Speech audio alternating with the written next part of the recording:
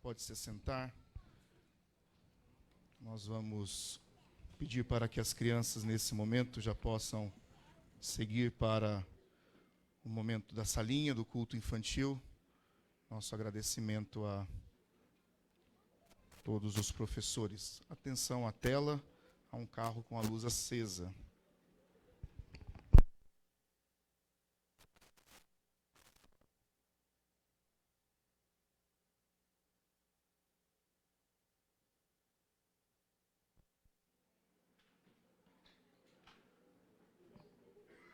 Os bebês estarão com acompanhamento ali no berçário. Então, todas as mães com bebês, pode ficar tranquila.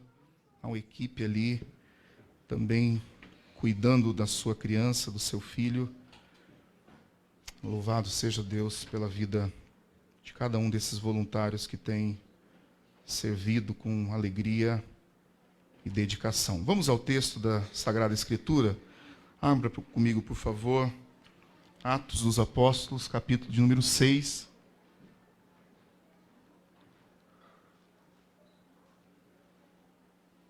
É o texto dessa manhã. Nós vamos ler 6 versículos. Depois nós vamos relatar os acontecimentos de ontem e vamos orar também. Mas eu gostaria de fazer a leitura primeiramente. Nossos bem-vindos a todos os irmãos que retornam. Se alguém pela primeira vez, depois nós queremos conhecê-los. Eu posso pedir para que você se coloque em pé mais uma vez? Nós vamos orar logo depois. Atos 6, do 1 ao 6. A minha Bíblia é a King James, vai ser um pouquinho da tela, mas mesmo conteúdo. Diz assim: Ora, naqueles dias, multiplicando-se o número de discípulos, houve uma queixa entre eles. Os judeus helenistas protestaram contra os judeus de fala hebraico-aramaica, porque suas viúvas não estavam sendo atendidas na distribuição diária de alimentos. Então, os doze reuniram todos os discípulos e propuseram: não é sensato negligenciarmos o ministério da palavra de Deus a fim de servir as mesas. Portanto, irmãos, escolhei dentre vós 7 homens de bom testemunho, cheios do espírito e de sabedoria, aos quais encarregaremos deste ministério. Quanto a nós, nos devotaremos à oração e ao ministério da palavra. Tal proposta agradou a todos, então escolheram Estevão, um homem cheio de fé e do Espírito Santo, além de Filipe, Prócoro, Nicanor, Timon, Pármenas e Nicolau, um convertido ao judaísmo proveniente de Antioquia. Apresentaram-nos diante dos apóstolos, os quais oraram e lhes impuseram as mãos. 6. E a palavra de Deus era divulgada de modo que se multiplicavam grandemente o número dos discípulos em Jerusalém, inclusive muitos sacerdotes obedeciam à fé. Quantos podem dizer amém por isso? Vamos orar. Nessa oração nós iremos lembrar do pastor Guilherme. Aqueles que não sabem, ele sofreu um acidente ontem. A sua mãe está aguardando uma vaga em Bauru para um melhor acompanhamento e uma possível cirurgia. Nosso Deus é o médico dos médicos. Nosso Deus é aquele que guarda, é aquele que sustenta. Como igreja, nessa manhã nós vamos estar orando por eles. Vamos estar orando também pela Jusilei Regina e pelo Roberto Pontes. Alguns pedidos de oração. Talvez você também tenha um pedido nessa manhã. O Deus que conhece o seu pedido, Ele vai ouvir nessa manhã. Quantos creem, digam amém por isso. Vamos orar. Nosso Deus e nosso Pai, Deus que está em todo lugar onde se invoca o teu santo e bendito nome, nós nessa manhã nos curvamos e nos reverenciamos diante da tua palavra, tendo a plena convicção de que ela é a tua voz para os nossos ouvidos e semente para o nosso coração. Diante até mesmo das dificuldades, nós te agradecemos pela vida, pela segurança e também os livramentos que o Senhor tem nos dado. Colocamos a vida do pastor Guilherme, da irmã Marília, da irmã Edina na tua presença nesse momento, desses pedidos da Jusilei, do Roberto, tu sabes a necessidade de cada um deles. Nós te pedimos que o Senhor olhe e continue olhando com os teus olhos de ternura e misericórdia sobre cada um deles.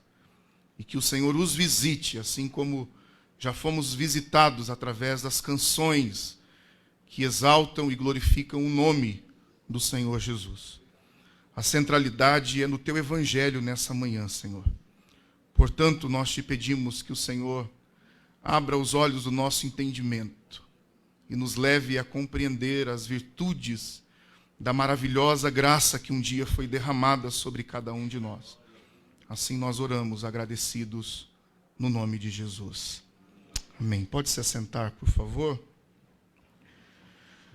Quando Lucas relata sobre esses helenistas que nasceram fora de Israel, é bem interessante você puder vir e acompanhar também a nossa escola bíblica, porque hoje nós tivemos uma interessante aula de história de Israel, para a gente compreender um pouquinho daquilo que os aspectos principais daquilo que Deus deixou para o seu povo e hoje permite que nós possamos viver e ser parte desta história. Nós temos inúmeras lições dessa igreja primitiva e eu gostaria de, nessa manhã, poder abordar esse assunto da comunidade que nós vivemos a partir da igreja. Todos nós vivemos em comunidade. A comunidade do lar, uma comunidade que é feita no trabalho, a comunidade que muitas vezes é feita na vizinhança, há muitos vizinhos que moram há muito tempo juntos, próximos, e naquele lugar se torna uma comunidade, é defendido causas daquele bairro, daquela região. Mas eu gostaria de falar nessa manhã um pouquinho a igreja, a partir dessa comunidade que nós estamos vivendo. E por quê? Eu não sei você, mas talvez pelo fato de ter nascido num lar cristão, evangélico e também ser filho de pastor, a minha vivência em relação a essa comunidade, ela é praticamente inseparável do meu dia a dia. É como se eu respirasse esse ambiente. É muito estranho até sair de férias e estar ausente dessa vida comunitária, porque a gente sente falta disso. E quando Jesus agora derrama do seu Espírito, a Trindade agora é derramada através do Espírito Santo sobre esses irmãos, sobre aqueles que reconhecem que Jesus é o Messias, que Jesus veio, morreu, ressuscitou, e eles ficam aguardando. Então inicia-se um novo ciclo na vida dessas pessoas, de novos convertidos à fé cristã. Até então não se dá nome, é o povo do caminho, é as pessoas que agora mudaram a sua maneira de pensar, de viver, de agir, e isso vai, ao longo da história, vai nos dando uma identidade. Nós somos tidos como os cristãos evangélicos. As pessoas que nos conhecem, elas nos tratam de crentes. Ali está passando um crente. Ah, você é crente lá da igreja do Ubirama, da igreja presbiteriana renovada. E a partir desta maneira de viver, nós iremos então a construir isso que nós chamamos da Igreja de Cristo e procurar viver de acordo com o que as Escrituras nos ensinam, e a partir disso nós vamos vivenciando dia após dia o que o Senhor deseja para cada um de nós. Com muito respeito, eu falo até mesmo aqueles que professam ainda de uma outra crença. Eu não estou aqui nessa manhã para, de maneira nenhuma, apontar erros ou defeitos, até porque uma das lições que eu tiro desse texto é que aonde há pessoas, há problemas. E quando a gente quer fugir de alguns tipos de problemas, as pessoas acabam se isolando. Elas acabam vivendo sem o contato com outras pessoas. É notório que alguns familiares que já não se conversam há muito tempo, porque eles sabem que em algum momento vai ter briga, vai ter confusão. E é interessante que, quando nós olhamos a história bíblica, nós vamos perceber a Igreja de Cristo sendo uma grande família, um corpo que é ligado, e tudo aquilo que é pensado dentro desse corpo vem do cabeça, que é Cristo. E quando eu estava meditando a respeito desse texto, e nós estamos rompendo a barreira do segundo semestre desse ano, e aproximando já, porque o segundo semestre ele é muito mais rápido. E a gente começa a analisar a vida da igreja a partir também dos problemas que acontecem, do dia a dia, das dificuldades, das nossas limitações, dos nossos problemas. Perceba que esse povo está vivendo um tempo de euforia, porque eles aceitam essa fé, o Espírito Santo vem sobre eles e há uma alegria, uma alegria completa na vida deles, a ponto deles abrirem mão das suas próprias vidas. É o que nós ouvimos no domingo passado sobre aquele que precisa negar a si mesmo, amar ao Senhor acima de todas as coisas, se entregar em amor a Cristo. E há poucos dias nós assistimos o filme que fala um pouco da história do apóstolo Paulo, e a gente teve um pouco mais da visão de como era a comunidade naquele tempo. Eles precisavam estar agora escondidos. Eles precisavam agora, de fato, dividir o pouco que eles tinham para que os seus irmãos não padecessem necessidades. E é justamente isso que nós acabamos de ler. Começa a se instaurar um problema dentro da igreja, uma queixa de um grupo de irmãos que percebe que está faltando e surgem necessidades, e essas necessidades agora estão sendo deixadas de lado, porque a euforia, o desejo da conversão em estar, aquilo que o texto de Marta e Maria vai dizer, que Maria vai escolher a parte boa, que é o conforto de estar aos pés de Cristo apenas sendo ministrada. Enquanto Marta está todo tempo só passando e ouvindo poucas palavras, mas ela vai à cozinha, ela vai ao quarto, ela recepciona as pessoas, ela está trabalhando ao todo instante. E em algum momento a gente até criticou Marta, porque Maria sim está na presença de Jesus, está ali aos pés de Jesus, agarrada nas palavras de Cristo. Ah, como é bom a gente sentar-se numa manhã como essa e saber que os nossos filhos estão bem cuidados. Sim ou não? Como é bom a gente estar num ambiente onde as nossas cadeiras foram muito bem adquiridas e confortável. Sim ou não?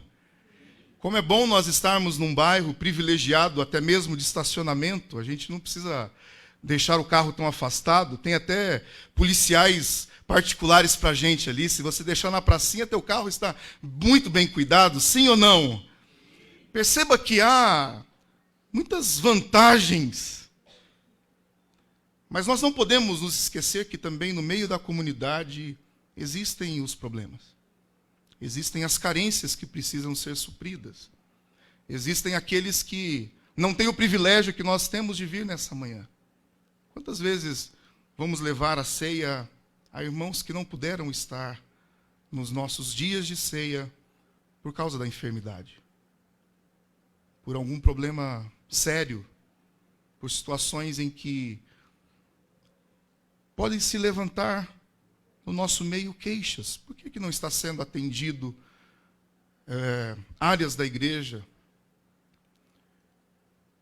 E quando eu estava orando sobre esse texto, o Senhor acalmou meu coração. Porque o Senhor permite nós passarmos as situações difíceis da vida, momentos que nós perdemos algumas coisas para que justamente a gente possa dar o devido valor para aquilo. Esses irmãos agora começam a enfrentar dificuldades e perceber que é um grupo de viúvas. E se nós olharmos a história do povo de Israel, o povo judeu, quando a esposa perdia o seu marido e ela não tinha filhos, e aí nós vamos nos lembrar das histórias das viúvas, nós vamos entender o porquê elas padeciam necessidades, porque elas não tinham herança, elas não tinham recursos próprios, elas não tinham capacidades ou condições de trabalhar para autossustentarem. E nessa igreja, na igreja primitiva, uma igreja cheia do Espírito Santo, uma igreja que está sendo movida por esse início de conversão, nós vamos perceber que algumas coisas são deixadas de lado, necessidades básicas, e isso começa a gerar desconforto no meio dessa igreja. E o Senhor permite isso para que a centralidade de uma comunidade não fique apenas retida em poucas pessoas, mas que todos tenham o privilégio de poder ser participantes. Então, analisado dentro dessa comunidade, dentro dos discípulos que estão pregando, orando, estão ministrando a palavra de Deus, estão buscando direção do Espírito Santo, e eles buscam então homens que já são cheios do Espírito Santo de Deus. Perceba que é uma escolha rápida. Essa igreja tem pouco tempo de vida. Essa igreja não tem 40, 50 anos. É uma igreja nova. É um Estado de Israel novo. É um povo que almeja buscar a presença de Deus e trabalhar em prol do reino de Deus. E agora é escolhido dentre esse grupo dessa comunidade homens que já são cheios do Espírito Santo, homens que já são capazes de realizar as funções necessárias. E é interessante que agora eles oram, eles buscam a presença de Deus e eles escolhem. E eu gostaria de, nessa manhã, refletir um pouquinho daquilo que é a nossa igreja como denominação. Já há alguns dias que o Senhor tem incomodado nesse sentido. Eu venho orando, buscando a direção de Deus, porque nós temos visto no cenário da denominação e no cenário de muitas igrejas evangélicas, pastores que tomaram a igreja para si. Pastores em que já não tem mais a direção de Deus para estar naqueles lugares. E eles continuam insistindo que é momento de continuar. E é mais fácil trocar o público do que seguir a vontade de Deus. As pessoas vão saindo, as pessoas vão desanimando daquele sistema, porque elas já percebem que a direção de Deus não está para aquele ambiente, porque o pastor já é o dono da igreja, o pastor se mantém no cargo por vias políticas, de interesses, de amizades.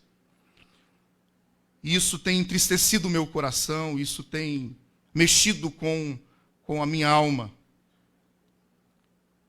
E eu tenho orado ao Senhor. Eu tenho chorado diante da presença de Deus, porque eu não quero fazer nada conforme a minha vontade. E muitas vezes é necessário negar até mesmo o caminhar de um ministério abençoado para obedecer à vontade de Deus, para ouvir a voz de Deus, para que o Senhor nos dirija, para que o Senhor nos conduza. E esses homens, eles estão ali sofrendo, eles estão ali se doando, eles estão ali vivendo uma situação que é completamente diferente daquilo que nós vivemos, da realidade da nossa igreja, da igreja brasileira. Pastor Josimar, da Igreja Presbiteriana do Brasil, ontem, numa reunião do Conselho de Pastores, relatavam o crescimento da Igreja Presbiteriana. Aqui é Presbiteriana do Brasil, nos Estados Unidos é a Igreja Presbiteriana Americana. A Igreja Presbiteriana no Egito, o percentual de crescimento dela é maior dentro dos países árabes do que até mesmo dentro da nossa nação. Porque nós nos acomodamos, nós nos acostumamos. Está tudo fácil, está simples ser crente.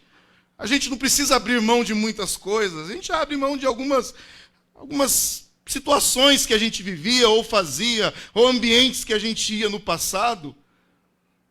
As nossas vestimentas já estão mais populares.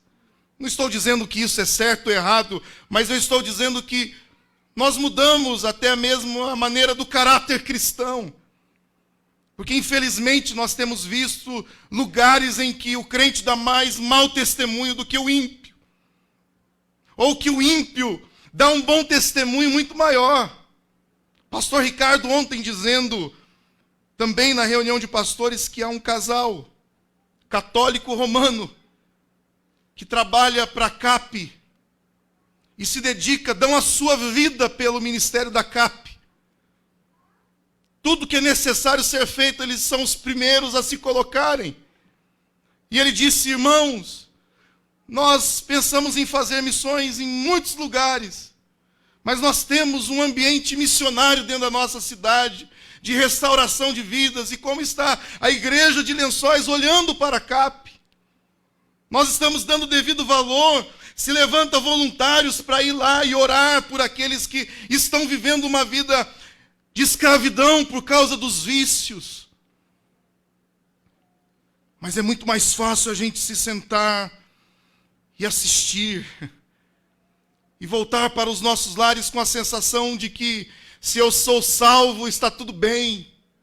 Eu não preciso fazer mais nada. Alguém faz por mim, Marta se levanta por mim. Mas a gente corre um sério risco de dentro da comunidade, que é essa igreja, nós começarmos a errar, a negligenciar o estudo sistemático da Bíblia, da oração, porque o comodismo gera em nós o olhar para a liderança apenas de dizer, vocês vão fazer, eu não preciso fazer mais nada. Os apóstolos estavam envolvidos. Os apóstolos não podiam parar. Esse texto não quer dizer que a mesa era inferior. Mas o problema é que os apóstolos agora tinham que parar de ensinar as Escrituras. Eles tinham que tirar um pouco do tempo da oração para vir e servir as pessoas. Porque está tudo bem, está tudo muito bom, está gostoso servir a Deus dessa maneira. E eu preciso alertar o teu coração nessa manhã. Eu preciso chacoalhar as estruturas cristãs da sua vida. Porque o comodismo, o culto apenas de domingo de manhã ou à noite, isso não está nas Escrituras. Essa igreja, agora ela se dedica integralmente. Essa igreja agora já não tem mais o trabalho secular. Você não é dentista, advogado, empresário, separadamente da sua vida cristã. Se nós não nos dedicarmos e sofrermos, de fato, por aquilo que o Senhor deseja de nós, alguns valores estão se perdendo dentro da nossa vida. E é notório que O enfraquecimento espiritual se dá a partir disso. Quando a gente separa a nossa vida cristã daquilo que trabalhamos, ou quando nós nos dedicamos apenas 1h30 de culto por semana. E olha lá, porque talvez se estivesse chovendo nessa manhã, talvez o público seria até menor, porque a chuva nos impede de estar na comunhão. E quando eu falo isso é porque isso é reflexo do dia a dia. O encontro da comunidade é reflexo do dia a dia. Se a gente dá pouco valor estando juntos, a gente dá pouco valor, muito menos valor estando ausente. E tem me preocupado, queridos, essa vida que às vezes nós achamos que ela está agradando a Deus. Uma vida sem chorar na presença de Deus. Uma vida sem buscar a ação do Espírito Santo de Deus. Uma vida em que olha para a igreja vizinha e diz, não, então agora a gente vai copiar o modelo deles. A gente precisa ter um culto mais silencioso. Ninguém pode ditar aquilo que o Espírito Santo de Deus quer fazer no nosso meio. E a maior manifestação dos dons do Espírito sobre nós é justamente o caráter que é desenvolvido diariamente nas nossas vidas. Então, se eu deixo de fazer isso automaticamente, eu estou dizendo isso da parte de Deus. Olha, Deus, eu não quero ser cheio do Espírito Santo, porque eu não quero mudar de vida. Tá bom um pé lá e um pé cá. Tá bom essa vida que eu tenho levado. Mas eu creio que nessa manhã, o Espírito Santo de Deus está separando homens de bom testemunho, cheios do Espírito Santo, de sabedoria, aos quais o Senhor estará entregando o ministério na vida de todos nós, para a glória de Deus Pai. É certo que muitos trabalham em evidência. Tem pessoas que chegam até nós e dizem assim, com testemunhos maravilhosos, mas diz, pastor, eu não consigo nem subir no púlpito. Eu me tremo de medo. Essas pessoas, respeitosamente, não precisarão. Mas como nós temos visto pessoas que não estão em evidência, mas que a sua maneira de viver, orar, agir, aparece diante de Deus muito mais do que aqueles que estão em evidência. Porque são pessoas que no dia a dia, semana após semana, elas estão trabalhando para o reino de Cristo. Elas estão falando do amor de Cristo. Elas estão testemunhando do Cristo vivo, do Senhor que mudou a sua vida, a sua história, e agora elas já entendem que essa comunidade aqui, ela se estende nos 4 cantos da cidade, e ela representa de uma forma muito impactante no testemunho da mudança de vida, e agora a cidade é transformada, as pessoas são atendidas, as pessoas são acolhidas, a palavra é divulgada até mesmo quando se leva uma cesta básica de alimentos carnais, porque há um povo que decidiu obedecer a palavra de Deus, e agora esse povo sai para trabalhar para o reino de Deus em todos os ambientes. Essa é a igreja que Jesus chamou para eu e você ser parte. Nós olhamos para a instituição e ela nos dá um norte muito bom. Eu louvo a Deus pela vida e pela história dessa cidade. Eu louvo a Deus pela vida de cada um dos irmãos que fazem parte dessa comunidade a qual nós pertencemos. Eu não nego a importância de ter uma instituição que está em dia com tudo aquilo que a justiça e as leis humanas nos colocam a fazer. Eu louvo a Deus pela vida do corpo dessa comunidade institucional que se chama Igreja Presbiteriana Renovada de Lençóis Paulista.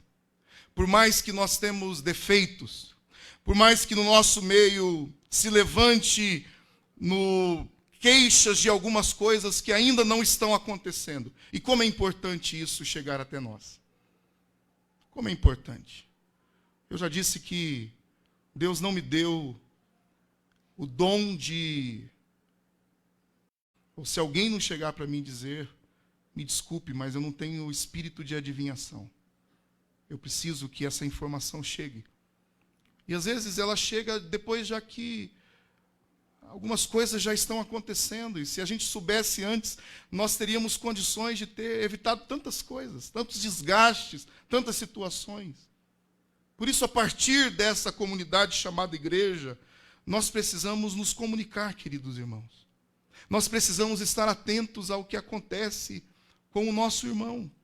Nós precisamos estar sensíveis à maneira como ele chega na igreja. Tem pessoas que pode estar tudo errado dentro da casa dela. Ela chega com o mesmo sorriso nos lábios. Essa pessoa dificilmente você vai arrancar alguma coisa dela. Agora tem pessoas que só pelo olhar você sabe se ela está bem ou não. Eu acho que eu sou uma delas. Quando eu não estou bem, é fácil descobrir. Não consigo ter essa capacidade de sorrir quando as coisas não estão legais lá dentro. Mas é necessário que a gente se comunique. É necessário que a gente entenda que nem sempre eu vou suprir as suas expectativas. Que eu não sou completo e também não tenho essa pretensão de ser. Tenho as minhas limitações, tenho as minhas fragilidades, tenho os meus problemas, mas entendo que o Espírito Santo que veio sobre mim me dá capacidade de trabalhar para o seu reino. E o Espírito Santo que um dia foi derramado sobre a sua vida, ele não te tomou para que você fique parado, mas para que você possa cumprir o ID de Jesus na sua vida. E em todos os cantos dessa cidade, o reino de Cristo, ele ser sinalizado nas nossas vidas. Mas é necessário que a gente olhe com cuidado esse texto. É necessário que cada um entenda o seu papel. Nós tivemos esse final de semana, ontem, eu louvo a Deus pela vida de cada pessoa que se engajou em trabalhar.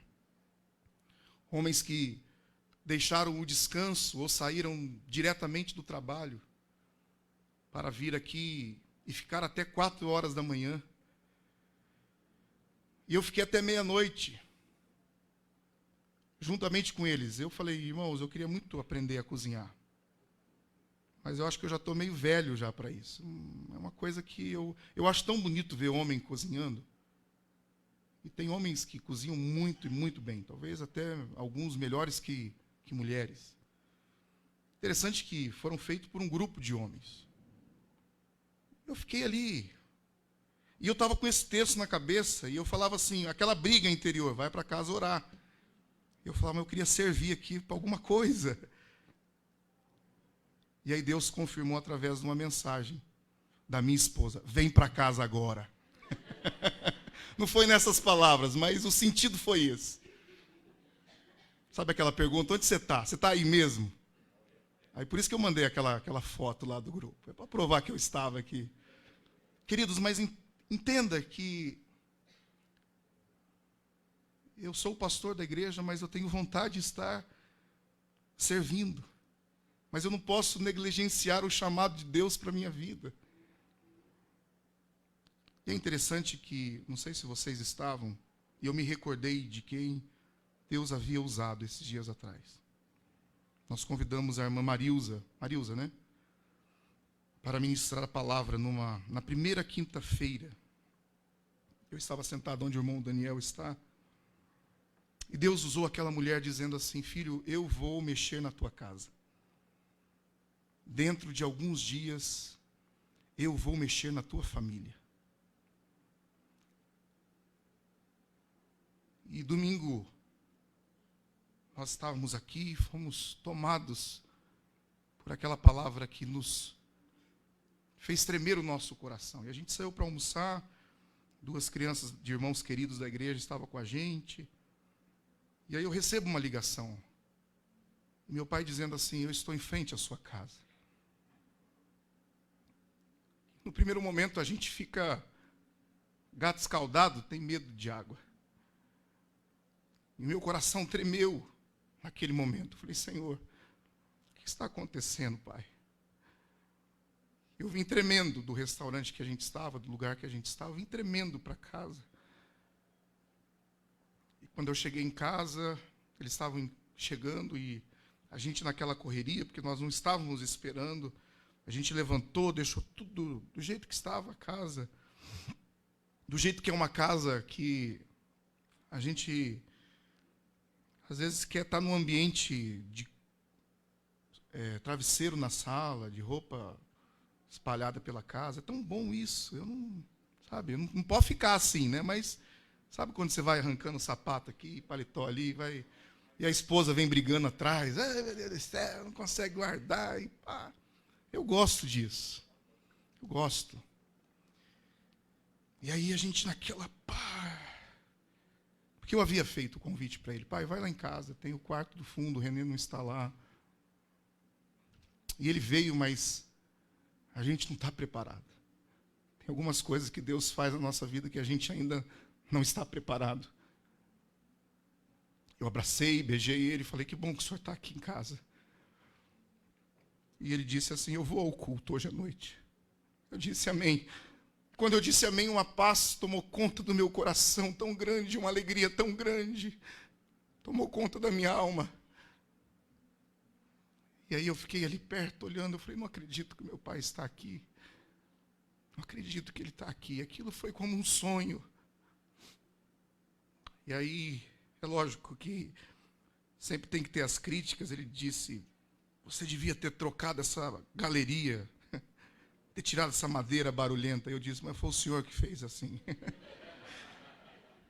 falei: eu devia ter feito. E aí a gente passou um dia muito gostoso, e a gente correu, foi fazer visita, e eles, com a total liberdade de estar em casa.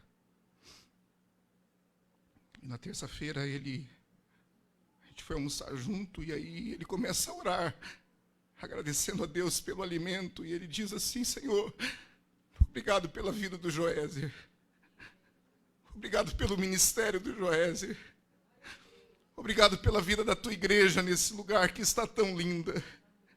Que o Senhor continue prosperando esse lugar. Era como se Deus estivesse falando para mim: filho, eu reconheço o seu ministério.